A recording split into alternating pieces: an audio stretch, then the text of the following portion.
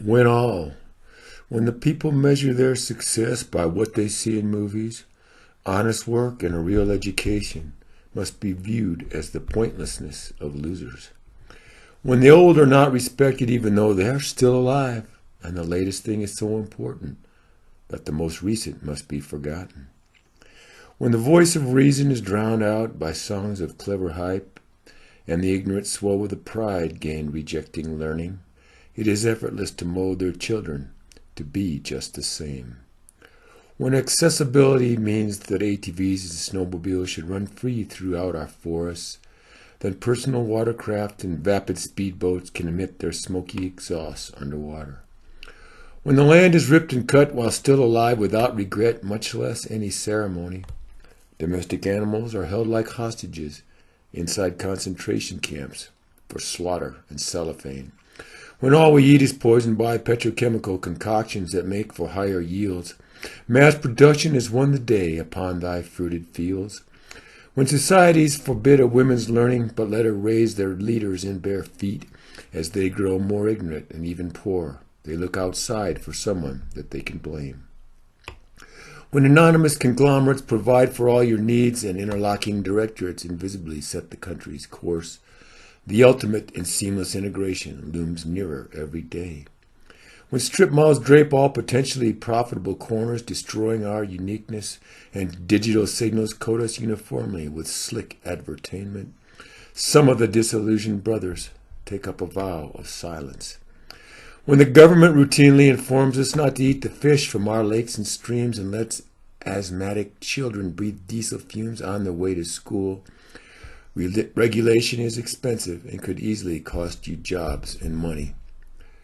When every year is up among the 10 hottest ever seen, and all the glaciers on the equator melt like soft ice cream, and tropical diseases spread far to the north, the clean and killing frosts of winter disappear.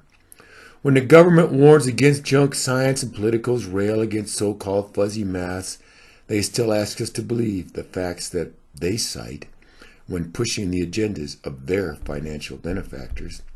When the media ignores humanitarian crises around the globe and concentrates on chewy nonsense safe for their advertisers, then the great cats and the primates can be driven into extinction as the old trees are cut down and the pygmies are sent to live in town.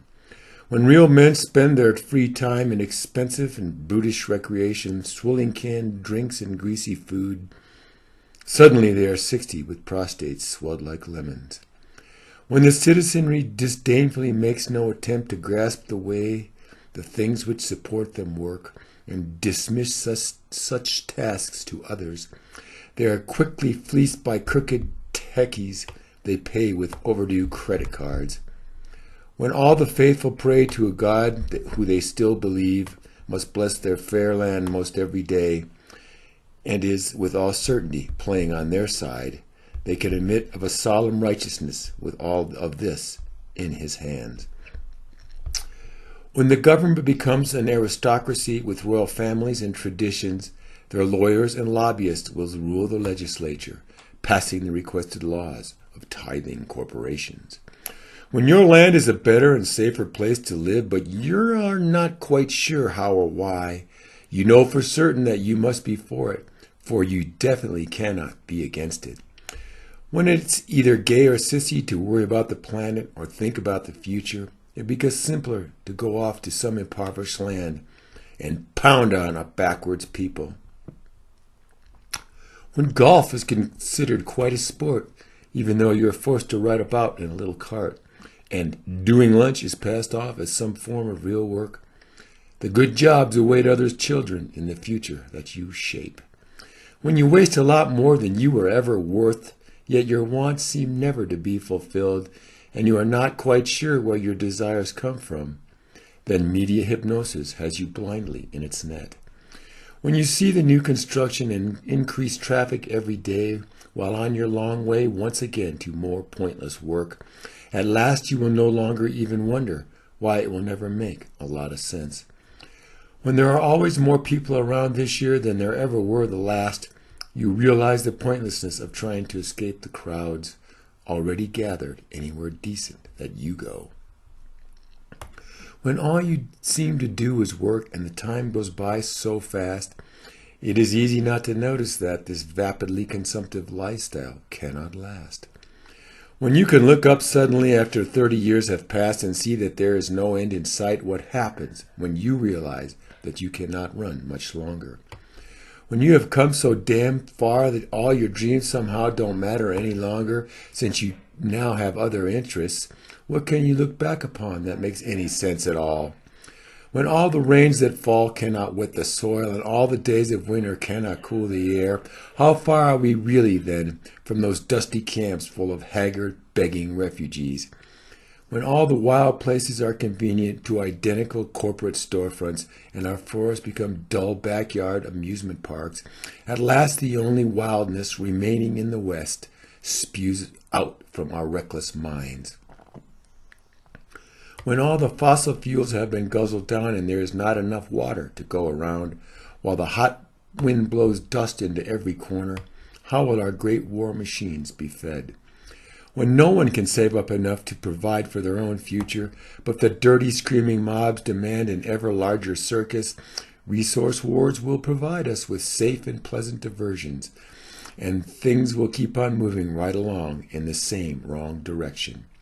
When your average Bangladeshi child is better educated than your son, you will nonetheless find him entitled to a future in the first world. For have not your surrogates, television, internet, and his game console forged him into a job competitive leader of this new global order?